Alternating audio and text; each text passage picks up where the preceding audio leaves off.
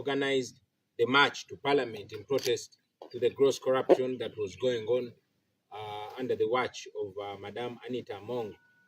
You saw the young people protesting. Many of them were jailed, arrested, tortured. Sadly, some of our young people were sodomized in custody. This was a shameful thing that the regime has tried so much to sweep under the carpet, but until we expose it, it's only when it's going to be stopped. Many young people were kept in jail as a way to discourage them from ever standing up against corruption. One of our comrades, Sammy of the Mighty Family, was the last one to be released on that count.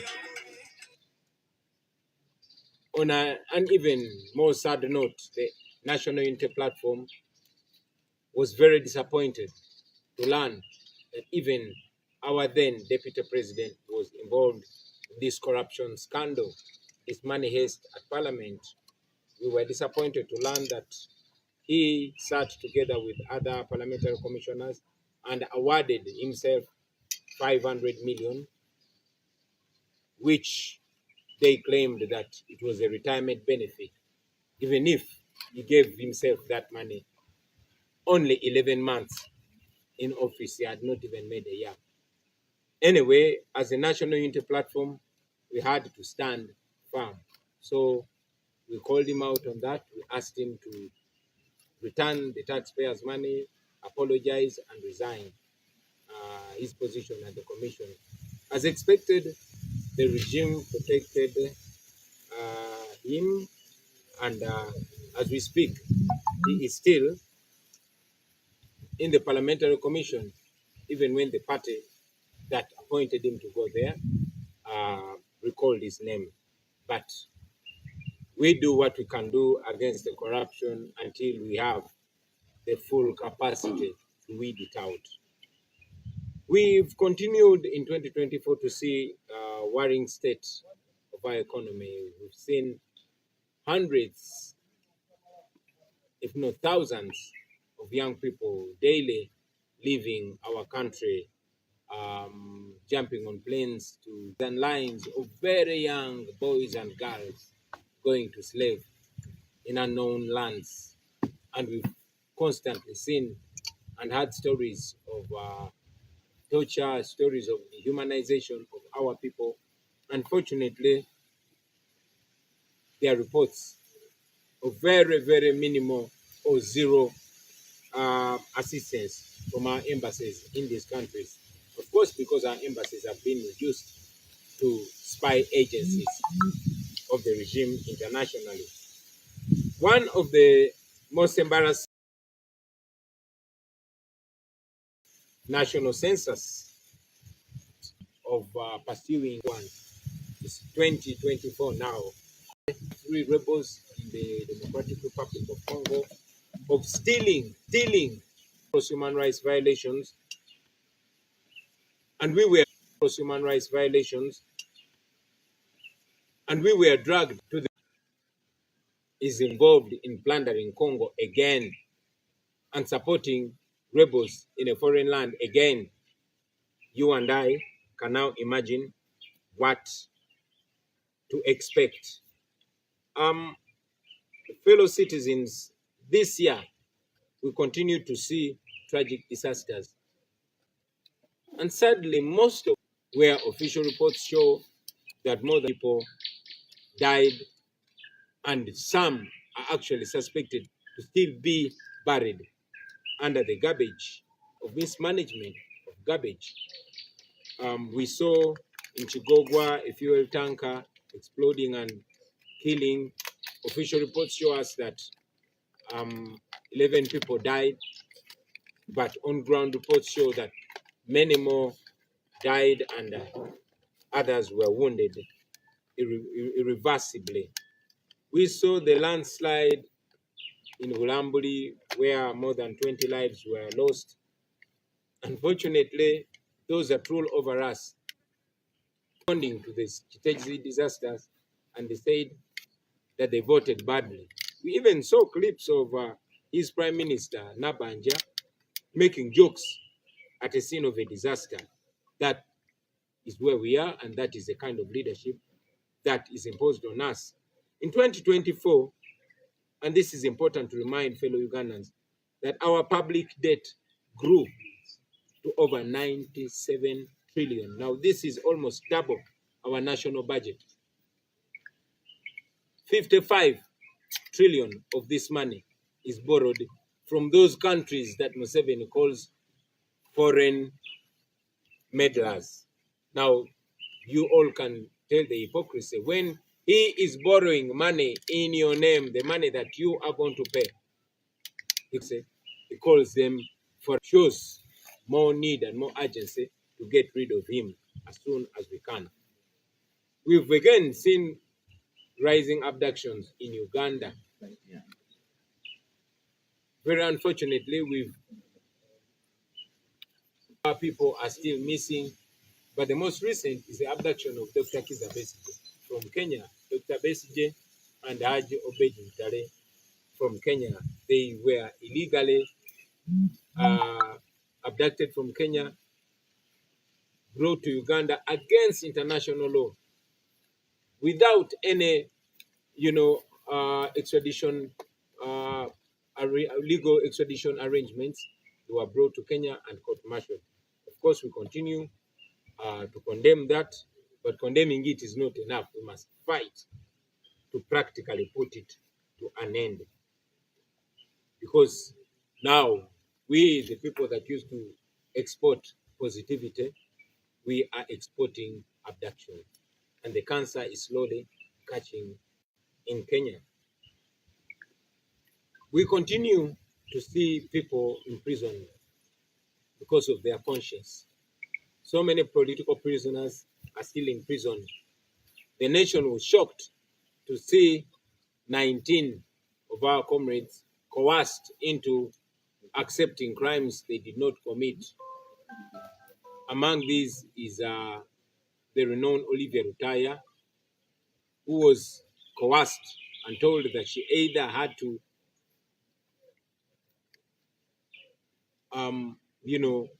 plead guilty or die in prison. Because she saw no hope of getting justice, she was cornered to plead guilty. And this includes 18 others to make a total of 19. However, there are those that refused, and these include Kalanzi, Sheriff, they include Machete Yasin, they include Emma Kato and others. We stand with them. We continue to call for their freedom because they did not commit no crime like the regime is intending to force them to accept. We also have many other comrades that are political prisoners that are kept in prison because of bogus claims. People like Bobby Young, people like Muyodi, and many others. We stand with them and we call for their freedom. I must also mention the selective prosecution. We've seen so many people paid by the regime to hurl obscenities to regime critics. Some of them have even been rewarded by sounding government positions just because they are abusive, they are insulting, and they use nasty, obscene words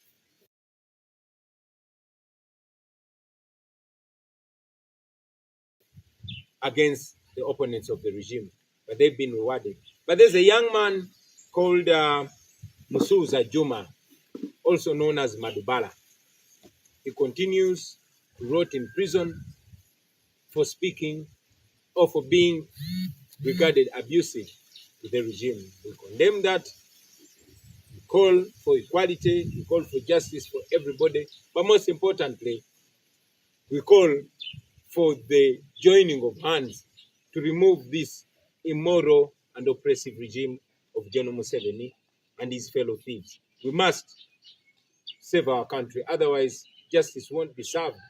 Those that do wrong will be rewarded, and those that do right will be punished. This year, 2024, we saw Uganda being struck off the countries that are beneficiaries of the African Growth Opportunities Act, the USA AGOA. Uganda was scrapped off, and this was prompted by human rights abuses, by disregard of the rule of law, and all the wrong things that the regime do. What does this mean? This means that more than 6,000 of Uganda's products now can no longer have duty-free access to the world's biggest economy. Yes, it's a loss to Uganda. It's also a blow to this regime as we seek to discredit it further. You saw Museveni sending his son-in-law to go and plead, but it was unsuccessful. We continue to advise him that the best way to plead is to do the right thing, because we live in a global community and we should be judged by similar standards, especially in regards to humanity and the rule of law. This year, our common people continue to suffer, and I'll talk about coffee. Coffee this year was dealt a blow. The regime ignored nationwide protests from farmers and went ahead and scrapped the Uganda Coffee Development Authority and handed its operations to the Ministry of Agriculture. Now, as a result, we all know that over 12 million coffee growers in Uganda are at risk, knowing the incompetencies of the ministries run by Museveni's, henchmen, like you have seen in the Ministry of Agriculture. Coffee, we should note that earned Uganda 4.2 trillion in the financial year that ended in June this year. Now that's a lot of money. And as we have seen in the recent past, that wherever there is money, Museveni will bring his people and try to take over that. We saw that with gold, it's only his family that deals in gold. We saw that with cotton, we saw that with vanilla, and now it is with coffee. You've already seen his family and close allies trying to, monopolize coffee, and that's exactly what's going to happen. Now, because Museveni wants to control the income of Ugandans, wherever there is money, he wants to control it. Now he's seeking to control coffee at the cost of the citizens. But does he care? Of course he doesn't. That is not all. As if that is not annoying enough. This year, we saw General Museveni appoint his son, the Chief of Defense Forces, the commander of the national military. Now, this, for all that ever doubted, this finally removed doubt, any kind of doubt about Museveni's intention to turn Uganda into a presidential monarch. I've said it many times to fellow Ugandans that if you want to know what is in the mind of the Museveni family, just open Twitter or X and read the tweets of his son. The CDF, not only are they immature or thoughtless, but they are extremely tribalistic. He seems to speak for the Museveni family and informing all and sundry that it's only his tribesmen and women that are full human beings. That we condemn, but like I said, we don't only condemn it, we call upon all Ugandans to stand against this nonsense, because Uganda belongs to all Ugandans, and all Ugandans are equal before and under the law, regardless of their tribe or ethnicity, regardless of their religion, regardless of their gender, regardless of their background. So we condemn the tribalistic tendencies of the Museveni regime as exposed through his son's drunk tweeting. This year, we saw Justice Kisache, Justice of the Supreme Court, run into exile. Now, this is a Justice of the Supreme Court that gave a dissenting judgment in the presidential petition of 2021, but she has since faced persecution, and it was reported recently that her life was in danger and she had to run into exile. Now imagine Justice of the Supreme Court running into exile. This is a stark reminder of the regime's attack on independent institutions and on anybody that this should remind all of us the urgency of freeing this, our country. Many things of disappointing nature happened, but ladies and gentlemen, I want to tell you as we close this year that there is hope. There is hope. We see it everywhere.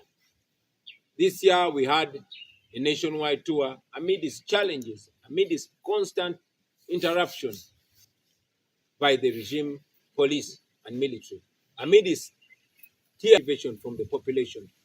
The massive welcome that we got from all regions that we visited reminded us that the population is with us. So there is hope, and let us keep the hope alive. This year, I survived another assassination attempt in Bulindo. They hit my leg. I was hospitalized. I moved on crutches.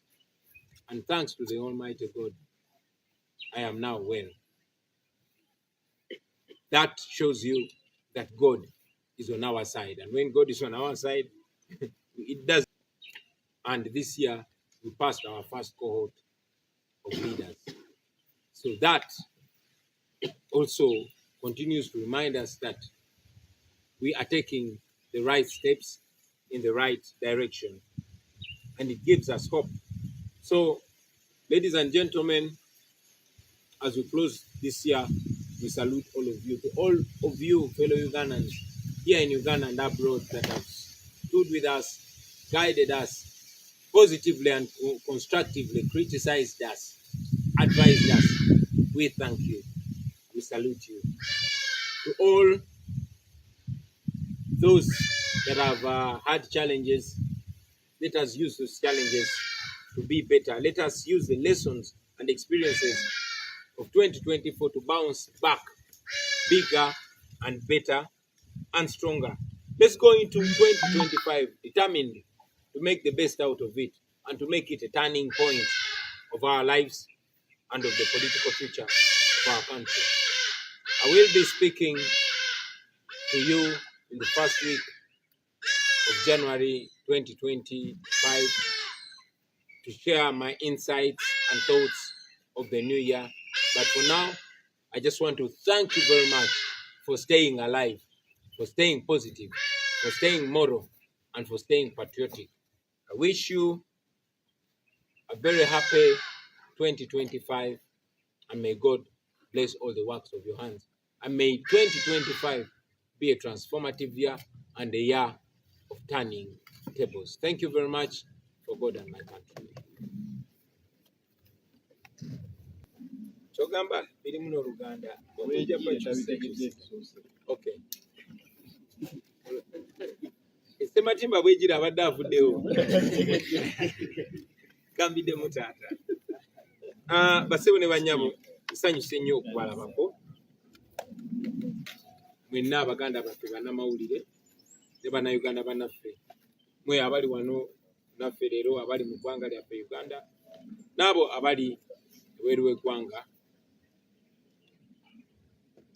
Tubalamusaako era tubayozaayoza okumalako omwaka guno. Newankubadde bukyabuzaayo essaawa nga ziizo, naye tulina okukkiriza Omukama atuusiza wano agenda tukkiriza tumaleko omwaka guno ate tuyingire omupya ate n'okwo gutambulire bulungi. Feno mu NUP ne Western Uganda yina okutwaliza awamu eri bakodomi bange. Tumazeeko omwaka guno n'emitima emimenyefu oluvannyuma lw'okugufiirwamu Deputy President waffe Mama Jolly Mugisha ne bannaffe abalala bangi nnyo tubasabira Omukama meeja abajuumuze emirembe zigumya. Guno mwaka gubadde gwa mbirigo, gubadde gwa kugezesebwa, gubadde mu ebyokuyiga bingi nnyo. Gwolese ebintu bingi nnyo naye mu bisinze okutukwata amaaso gaffe mwaka guno bye bino wammanga omuli obuli bw'enguzi n'obulyake obukuta ejjembe. Mwalaba ng'obuli bw'enguzi ate bwasinga kukwata jjembe mu Parliament. Speaker wa Parliament mukyala Anita Among mwamulaba bwe yeebubika ssente z'omusolo eziri mu buwumbi, ate ekyennaku ng'ataasibwa abo abali balina omusiba. Mwalaba nga n'amawanga ag'ebweru gy'atereka ssente zabbye gamuwaayo ne gamulabisa ne n'akuumibwa gavumenti ya Mwai Museveni obutabitebya. Ekyo nno kyaleetera n'abavubuka ab'enjawulo, kubanga okumala ebbanga ddene nga tubyogerako nga bagamba bannabyabufuzi aba NUP just tebakolagana naffe, naye mwalaba ng'abavubuka ab'enjawulo nga tebalina ggwanga libakiikirira oba kibiina kye bakiikirira nga bavuddeyo okwekalakaasa olw'obubbi obulyake buli mu Parliament, era abayikalakaasa nga baagala okutambula okutuuka ku Parliament. Bangi ku bo abasukka mu 100 baakwatibwa, bangi baasibwa ne balwa mu kkomera, bangi batulugunyizibwa. Ekyennaku tinaabamu bavaayo ne bategeeza nti baali basobezeddwako. Bano nno benjogerako balenzi, naye baali basobezeddwako agasajja agagwenyufu ate nga gasirikale. Kati teebereza abaana ba Uganda okukwatibwa ate ne batuusibwako ebikolwa eby'obuseegu eby'ensonyi nga basibiddwa. Ekyo nno tukivumirira, neera kyongera okulaga Uganda weeri. Ffe nga NUP naffe kino tukyatutaliza era kyatumalamu nnyo amaanyi bwe twazuula nti naye yali Deputy President waffe naye mwana wattu yali yeenyigidde mu bulyake buno nga batudde ne Speaker wa Parliament Anita Among ne bakamishona ba NRM ne beegabira ssente z'omuwa omusolo nga ye yeegabira emiliyoni 5 z'omuwa omusolo. Bagamba nti baali beewa kasiimo, naye akasiimo omuntu bakamuwanga amaze okukola. Deputy President waffe yali tannaweza na mwaka mu office, yali amazeemu emyezi 11 naye neyeewa akasiimo ka miliyoni 5. Ekyo nno twakivumirira nnyo era twavaayo nga NUP ne tumusaba ssente z'omuwa omusolo azizeeyo yetondere eggwanga era alekulire okuva ku kifo ekyo gyali akoledde emisango egyo, kubanga ffe negamba tulina buyinza omujjayo tetwamulonda tetukkiririza mu bulyake, tetukkiriza okwezibika ssente za muwa omusolo nga National Unity Platform. Twongedde okulaba embeera y'ebyenfuna mu ggwanga enzibu ennyo, enyigiriza ennyo nga tumaliriza tulabye nti abaana bangi bagenda mu nsi naddali z'Abawarabu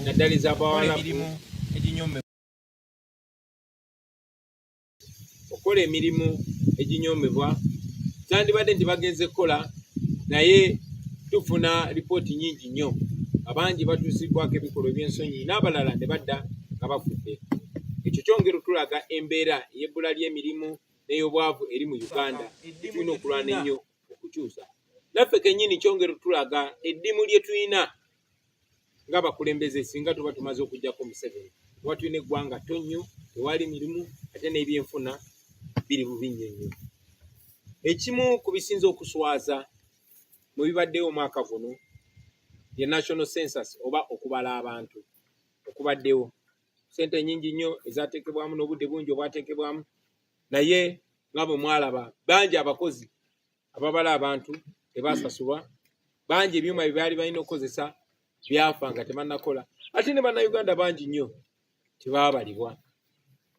So ekyo kyongera okulaga obunafu oba obutasobolera ddala obuli mu gavumenti ya Mwami Museveni. Ripooti ey'okubala abantu we yafulumira mwalaba ebitagatta bingi nnyo ebitakwatagana na bituufu biri ku ground. Mwalaba amawanga agamu gabajja ne bagamba nti lino eggwanga lyalina abantu bangi ku myaka 10 egiyise, kati abantu bakendedde, kitegeeza bafudde bufi tebazaddeyo mwana n'omu, ekitasoboka. So ekyo kyongera otulaga obunafu obwa gavumenti ya Mwai Museveni. Sente nyingi ezakozesebwa naye tebasobola yadde kola projekiti ya ggwanga ng'okubala abantu, nga tokubala abantu omuwendo gw'abantu n'ebiri mu ggwanga n'emirimu egikolebwa okwo kwe basinzira, census kwe basinzira okuteekerateekera eggwanga. Kuba bamanyi abantu bwe bali, abalina emirimu n'abatalina, abato bameka, abakulu bameka, abakyala bameka, n'abaami bameka, n'ebirala bifaanana bwe bityo. Ebyo nno byonna twafuna bifu, kyokka ate nga balina emyaka 10 okuteekateeka okubala abantu bano. Ekyo kikulaga gavumenti ki efuga eggwanga lyaffe. Omwaka guno ogwa 2024 twongedde okulaba amagye gaffe nga gali mu ggwanga lya Congo. Kinajjukirwa nti amagye gaffe gasindikibwa mu ggwanga lya Congo nga ne paliamenti teyebuuzibbwako, naye bo mu 2 zaavuga tebaatuwa full report ngeri gye zaavuga, naye ne batugamba abayeekera ba ADF era ne batika amagye gaffe nga bakozesa ssente za muwamusolo empitirivu okutwala amagye gaffe Congo. Lunaku lwa leero ripooti nyingi ezifulumye nga mwe muli ne ripooti y'ekibiina eky'amawanga amagatte United Nations nga ziraga nti amagye ga Uganda gali Congo gawagira bayeekera ba M23.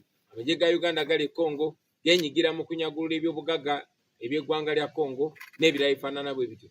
Naye ate nga kinajjukirwa nti lwe twasembayo okusindika amagye gaffe Congo ganyagulula embaawo ebyobugagga ne gakwata abakazi ne gatemula abantu era ne twalibwa mu kooti y'ensi yonna, International Court of Justice, ng'eggwanga lya Uganda ne batusalira omusango ne batutanza trillion 1 mu billion 2.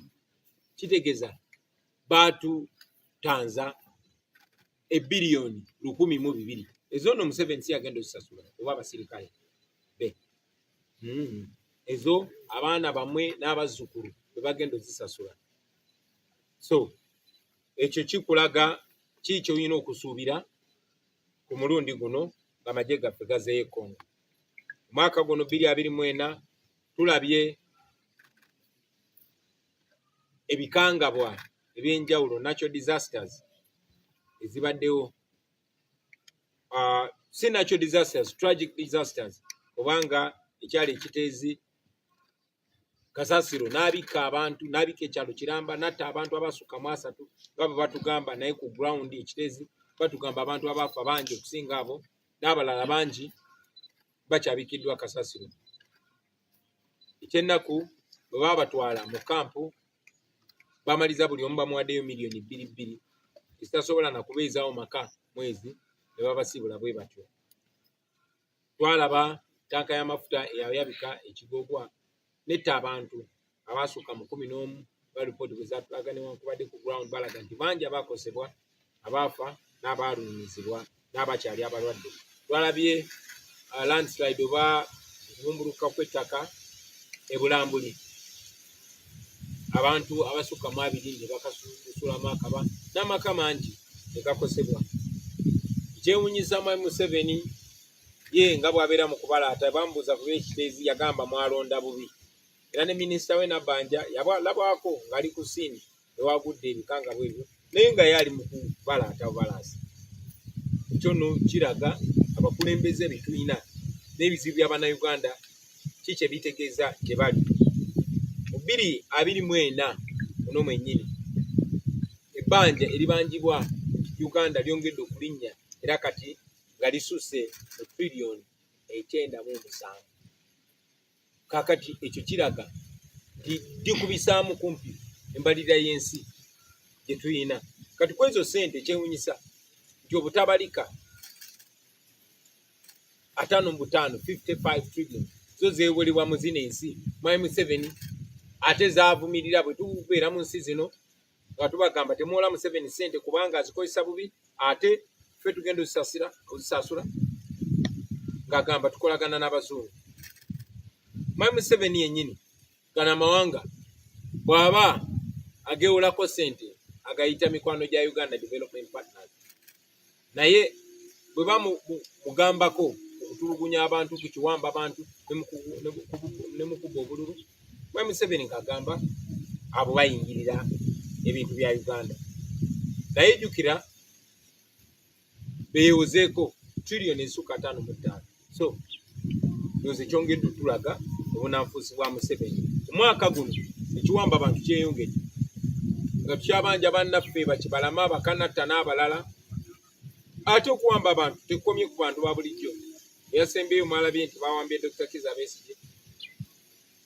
Ekyobuswavu ekiwamba abantu bakijje ne Uganda ne bakisomosa ne Kenya, bamuwambira Kenya ne munne Ajo Bedi Bitale babaleta wano bumenyi bw'amateeka ne babasaza ensalo bumenyi bw'amateeka ne babatwala mu kkooti y'amagye ku bumenyi bw'amateeka. Ekyo tukivumirira nese kuvumirira yenna. Bannaffe bangi bongedde okusigala mu makomera aba political prisoners ababaasibwa olw'ebyokulonda. Mwalaba nti bangi abawera 19 babanyigiriza ne babakaka okukkiriza emisango gye batazza basobole okubata. Olivia Mulutaya mwamulaba yalina okukkiriza omusango gw'atazza n'abalala bangi ekyennaku. Naye waliyo abaagaana baganda baffe omuli Machete Yasine, omuli Sheriff Kalanzi, omuli Juma Kato wa Emma Kato n'abalala bangi.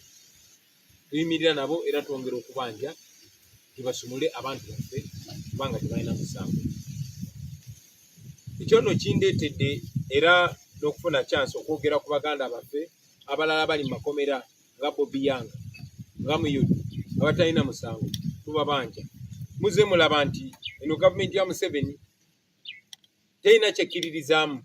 Egamba nti nno abavuma abantu ku intaneti bakola bubi, naye mujja kyegendereza nti Mwami Museveni ayina abavumi abawemuzi basasula bawa n'ebifo namu ekifo kati gwe kwadde ekifo kya bukungu kwadde ekifo ky'amaanyi mu gavumenti kubanga owemula bulungi aba opposition, kubanga obavuma kubanga obawemula. Muze mbalaba.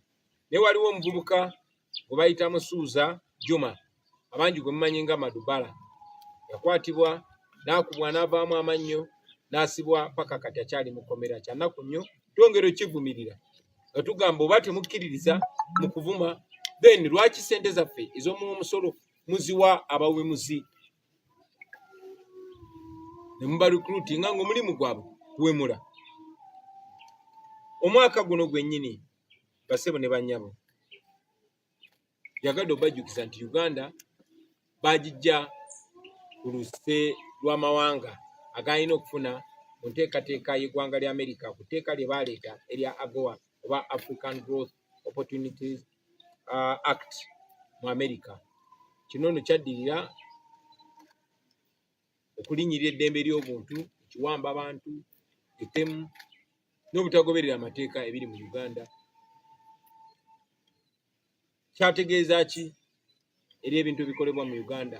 Products oba ebintu ebifuluma mu Uganda ebisuuka 600 byasalibwa ku katale k'ensi yonna ako akaali kayamba Munnayuganda, akaali kayamba ekonome ya Uganda. Newankubadde Museveni yasindika mutabani we agenda annyonnyole naye era byagaana.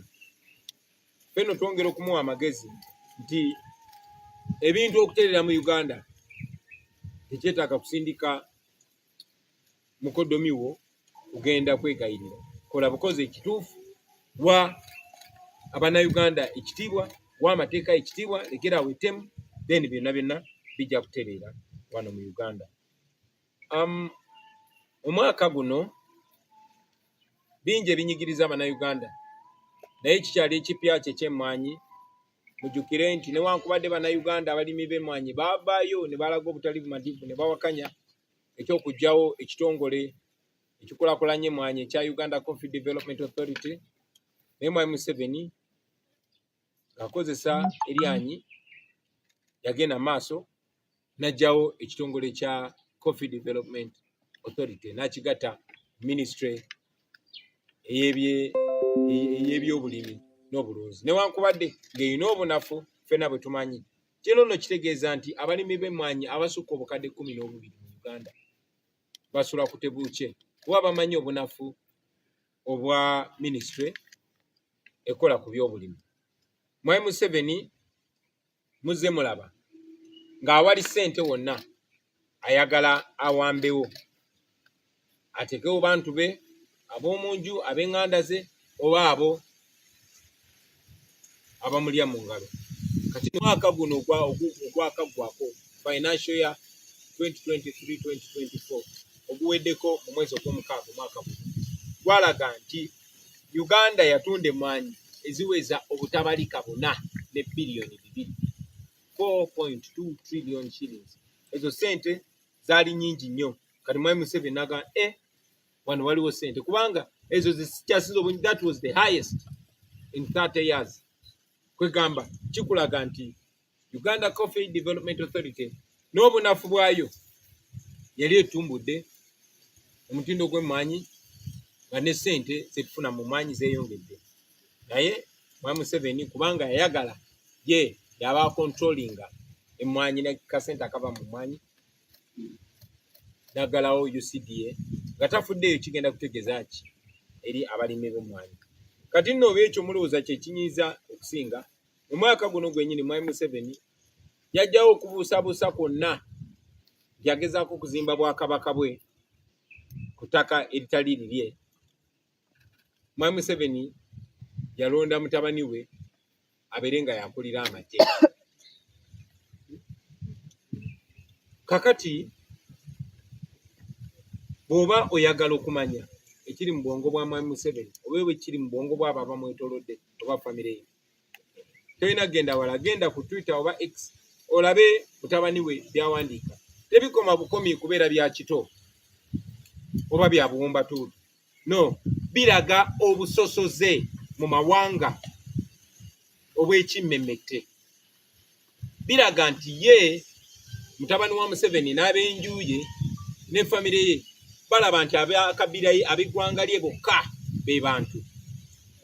Manyi Abaganda bagamba Bobi wa mwenge alisanga ku mwoyo, naye olwo olugero lutuukirira bulungi nnyo mutabani wa Museveni.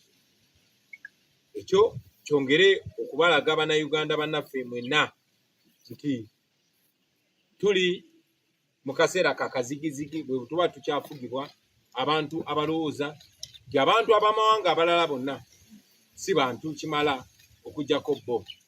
Tukivumirira kubanga tukkiriza nga constitution ya Uganda bweraga nti buli munnayuganda yenna yenkanankana ne munne, oba oli wa ggwanga ki, oba oli wa ddiini ki, oba oli wa kikula ki, oba oli muto, oba oli mukulu, oba oli mukyalo, oba oli mwami, buli omu yenkanankana ne munne era alina okuyisibwa kyekimu, alina okuweebwa ekitiibwa kyekimu, ffenna twenkanankana wansi w'amateeka. Mu mwaka guno omulamuzi Kisaakye w'ekkooti enkulu eya Uganda, ekkooti ensukkulumu, yadduka mu ggwanga n'agenda mu buwaŋŋanguse era amawulire galaga nti yadduse ategedde nti baali bagezaako oba baali baagala kumutta. Kyannaku naye kyongera otulaga ensi gye tulimu. Omulamuzi Kisaakye ye mulamuzi yekka eyawakanya Owinyi ne banne n'alaga amazima agali mu kalulu aka 221 era n'alaga nti baakabba bubbi. Naye okuva ku olwo baatandika omunyigiriza paka we bagezaako mutta n'adduka mu ggwanga. Ekyo kikulaga nti Mwai Museveni alwanyisa buli kitongole kyonna ekiri independent oba ekyemalirira oba ekikkiririza mu mazima n'obwenkanya. Naye ebyo byonna wadde biri bwe bityo waliwo essuubi, wakyaliwo essuubi basebe ne bannyawe. Era nsaba tuyingire mu mwaka omupya nga tulina essuubi olw'ensonga nti mu mwaka guno gwennyini bwe twetoolodde eggwanga tulabye essuubi, tulabye obuwagizi, tulabye okuyaayaanira enkyukakyuka, tulabye obumalirivu. Ekyo kyokka kitulaga nti abantu bali ku sayidi y'amazima, abantu bali ku sayidi yaffe, abantu bali ku sayidi ya nkyuka. Tukettemu awo Bulindo newankubadde namalira mu ddwaliro nemala nga mpenyerera ku miggo naye Mukama mulungi linasooka era bwendi era nkyaliwo era sijja kuvaawo. So ekyo kikulaga ti Katonda akyali kusaidia.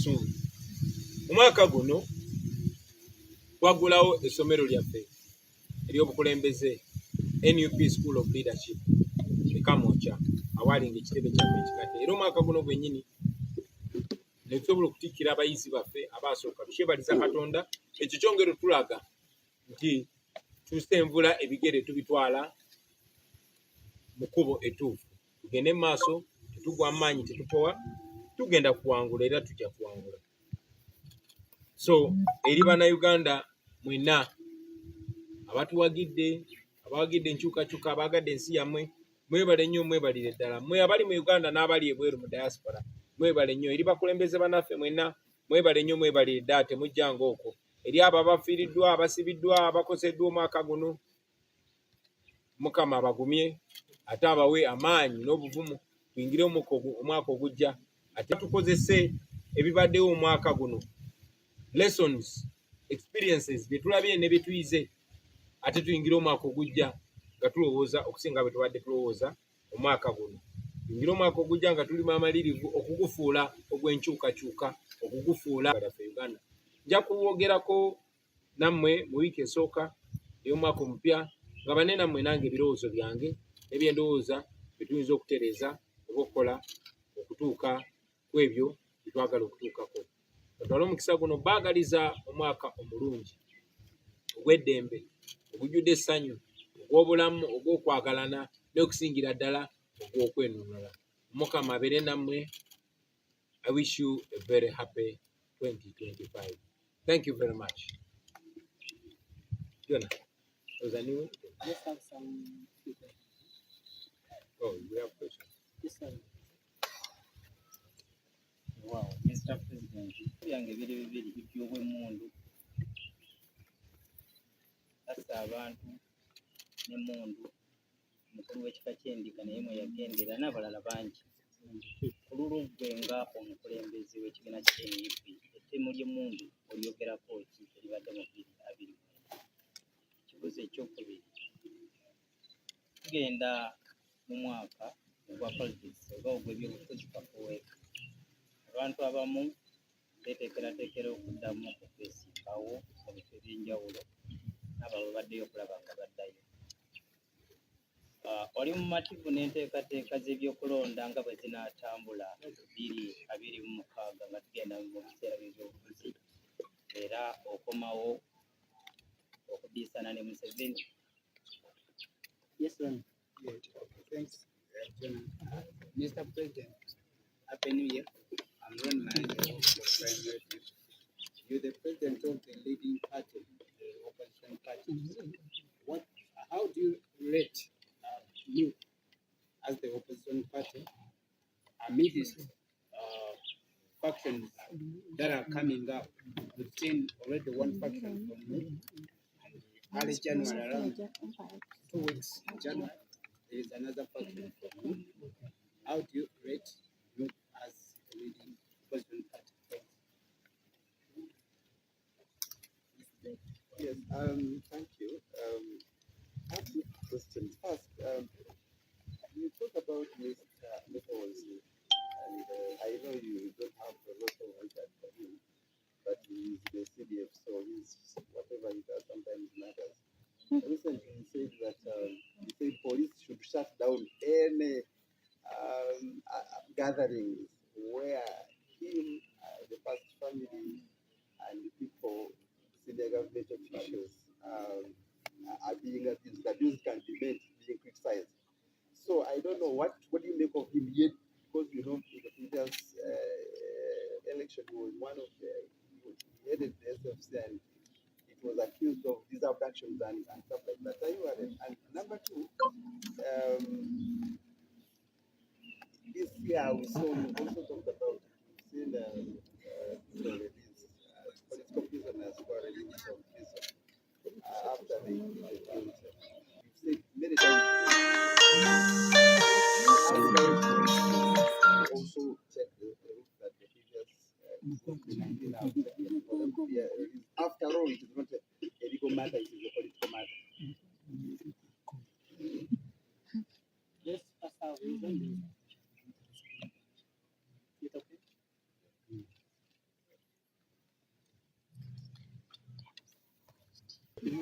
Are you the one who's going to answer that? Maybe he wants, unless if you want to make it interactive, which is okay. Okay, thank you, sir. I take your guidance. Thank you, sir. I did not get your name, my brother. Mayanja. Okay.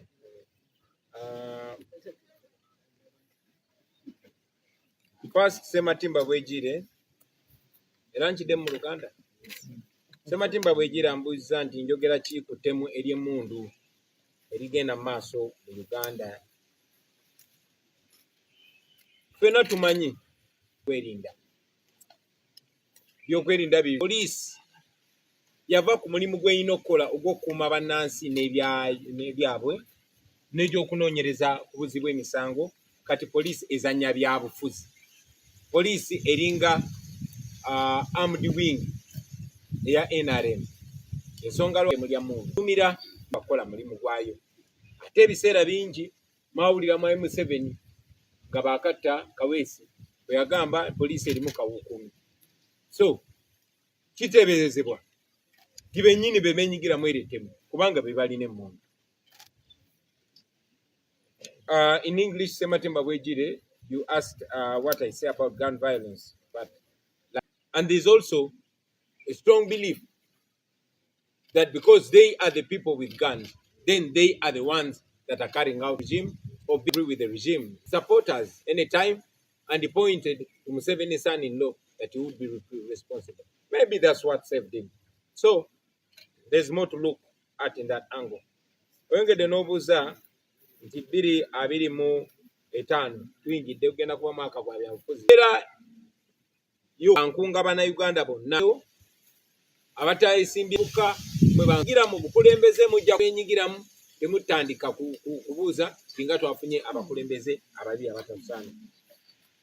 Nze Museveni mwewulira zajja yajja oba ye oba ani anyway okuba n'omuntu abiri nalo. 75 and what I think about it. And he also asked if I would be willing to take on Museveni again. I've encouraged you that have good aids. Then you're going to be governed by your inferiors. So get involved. Whether I am ready and willing to take on Museveni, ask him, is he ready to accept defeat? For me, whenever and wherever there's a role for me in this fight for freedom, it's my humble submission that I'm available. Mayanja, you asked about the so-called factions in political parties, particularly in NUP. Mayanja, we don't have any faction in NUP. No, they are not. We've seen some pretenders that wanted our cards, and we denied them the cards. And now, we never cooperated with you, my man. So, please, yeah. Secondly, we also have those that went to parliament or to other offices, courtesy of the NUP card. But they sold out to the regime. And the regime is using them to project us as if we have factions in NUP. No, we don't have factions. There are even others who were senior leaders in the NUP, but they got involved in corruption. And we came out very clearly to disassociate ourselves with them. And since then, they have been the symbol of corruption, and they are proud to associate with the corrupt regime. Now, those people cannot be representative of NUP. And whenever they show up, don't allow them misrepresenting us. They are not NUP, and they are not factions. In NUP, we don't have factions. There's only one national unity.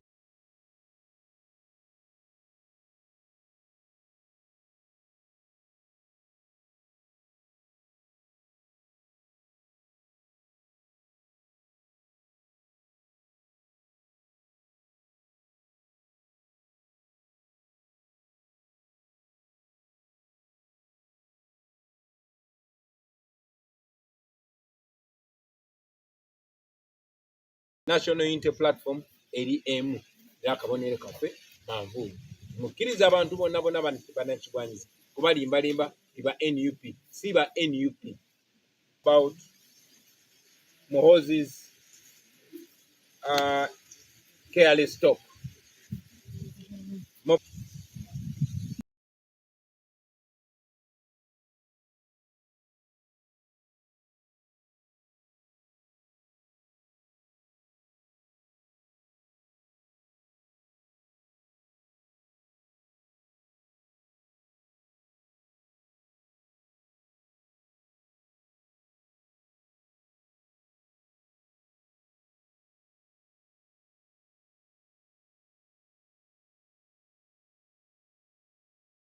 Critics he made a statement. He should even think is the law. His son thinks is above the law. They all think the law is under them. That's why he can say all that nonsense. And because if Uganda and prosecuted to take his drink, it's another sign of not only a failed state, but as possible. Njogera ki ku kiragiro kya Mwami Muhoozi kyeyatadde ku Twitter nti poliisi erina okulumba kyongera eyawaggulu. It's supposed to be the highest disciplined institution, but to see the top leader of the military okulaba omuntu akulembera amagye ng'avaayo nayogera bw'atyo ebigambo ebimenya amateeka. Singa Uganda ebadde kulemberwa amateeka era nsi etebenkedde, oyo yandibadde yagobeddwa dda ku bukulembeze bw'amagye, yandibadde yasibiddwa na dda, naye kubanga Uganda teri mu mateeka, kubanga balowooza Mwami Museveni kitaabwe ye mateeka era bo bali waggulu w'amateeka, asobola okukola byonna oba okwogera byonna. Ekyewuunyisa nti abadde nga awamba abantu n'abakolako bikolobero n'agenda bw'atyo. Naye ekyo kyongere tulaga wa we tuli. Kya mukisa mulungi ngera bwe n'abagambye nti Omuganda agamba Bobi wa Mwenge alisanga ku mwoyo bamukoleko, otherwise okugwa kwa Museveni amawanga gonna agagudde, bannakyemalira bonna abagudde. Tunuulira Mobutu Sese Seko, tunuulira Saddam Hussein n'abalala. Ebikolobero by'abatabani baabwe byayamba nnyo okulaga amawanga ago ekigali munda, era byayanguya nnyo okugwa kw'abakitaabwe. So mutabani wa Kagutema bamwongere ecupa atwongere zitwiti.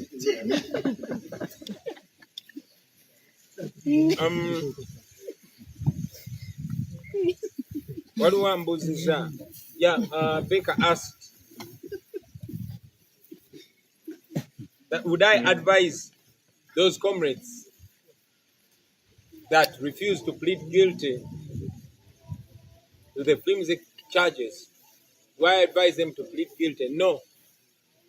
I don't advise any prisoner to accept a crime they did not commit, because that would be a permanent mark, nasty mark in their record.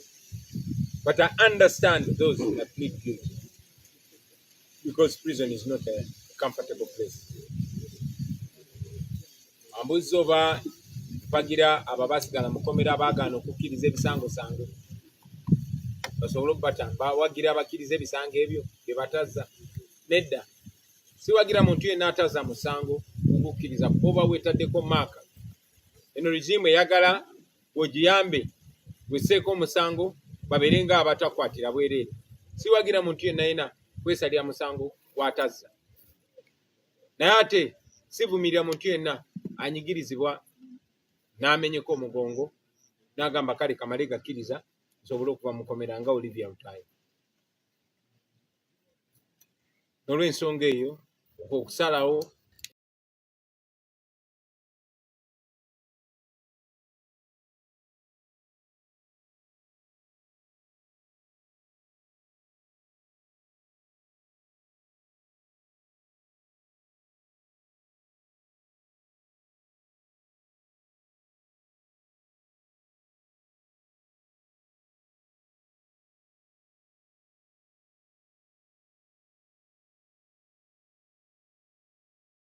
Just talked about the 19.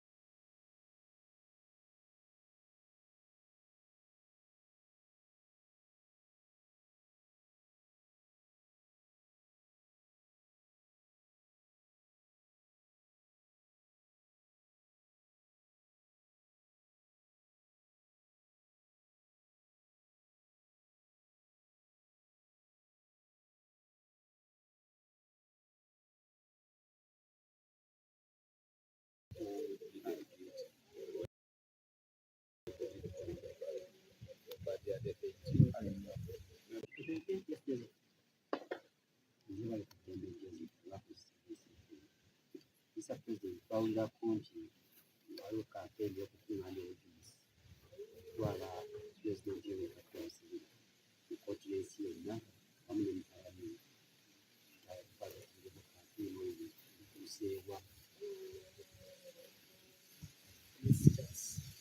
Mr. President, erinnya Charles Mpanga, nkola ne Makumedia TV. President yogedde mu kutalaaga eggwanga kwe tubaddeko oba kwobaddeko n'ekibiina kya National Unity Platform. Abantu we bwayaniriza n'okulaga okuyaayaana n'okulaga nti okyalina amaanyi n'ekibiina kyo. Twasembayo tugenda Nakasongola, poliisi n'etuyimiriza omwaka ogujja 2025. Bannakasongola n'ebitundu ebirala ebitaatuukibwamu basuubire okuddamu okubasalako, okubaliisa ekigambo oba tugenda ku kirala. Neyaza nnyo Mr. President. Those are the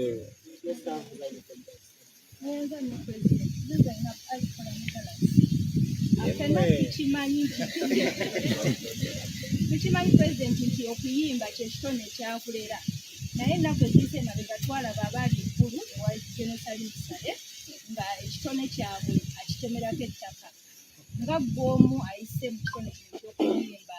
Nsaba ku ndowoozayo ku bigambo by'omukulu ebyo ebiba nabitona. mwebale nnyo. The missing 18. My brother from the monitor asked me about the missing 18. What are we doing about that? You all remember that General Museveni came out in one of the, and admitted having those are people. You remember that Nabanja, Museveni's prime minister, came out and said they have John Bosco Chibalama, and said that Chibalama committed crimes and is in their custody.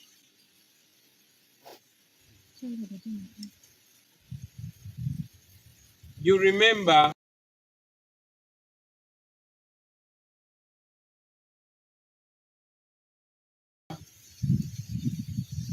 that in a contradicting statement, the so-called human rights chief, Maria Mwangadia, came out to claim that these people are non-existent.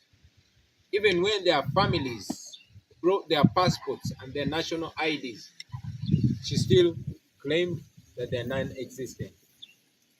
It's clear that these people are there. They are verified.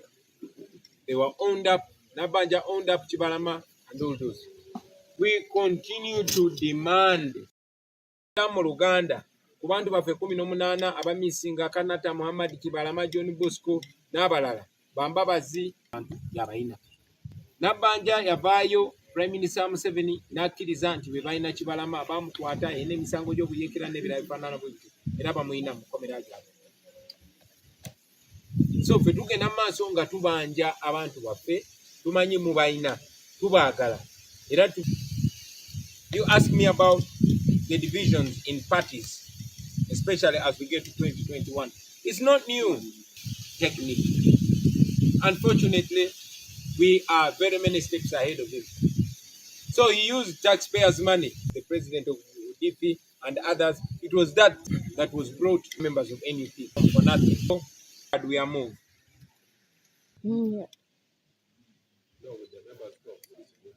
or with members who have since moved out of NUP. First, in the National Unity Platform, we stick together on principle and we part ways on principle. No emotions involved, just principle. We have anybody, not even myself, to go around those values. We have a firm anti-corruption principle and we strictly adhere to it. So those that left the National Unity Platform, and in particular, our former Deputy President, we don't have any anger or hatred or enmity. Possible. Even now, I want to categorically state that reconciliation is possible if our former Deputy President returns the taxpayers' money of 500 million, apologizes to Ugandans, and resigns from the place that he used to award himself taxpayers' money. Then we shall reconcile. We don't hold any permanent hatred against anybody. As a matter of fact, even Museveni himself, if he stopped killing Ugandans, if he's doing all those evil things, then we cannot be friends. I hope I'm very clear. About a coalition of democracy. Anybody and everybody, regardless of their party or political affiliation, we are willing. Jawukana mbibina kituufu eyo nkola ya Mwami Museveni buli we tubanga tusemberedde okulonda afuba okumakinga sure nti akozesa ssente ekyennaku ez'omusolo okwawula yawulamu ebibiina mwakiraba data money oba ssente z'ekibi ezasoboka kirungi okitanyiza nti okwatagana n'abo abali mu kibiina kyaffe kusobokera ddala bulungi nnyo. Tetulina